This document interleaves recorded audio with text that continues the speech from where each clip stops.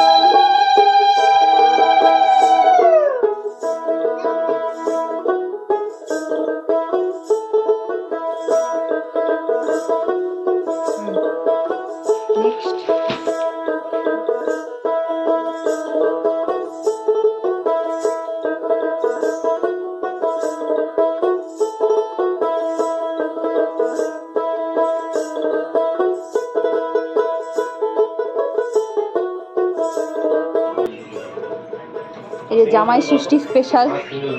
lunch জামাই ষষ্ঠী special lunch খাও খাও জামাই আজকে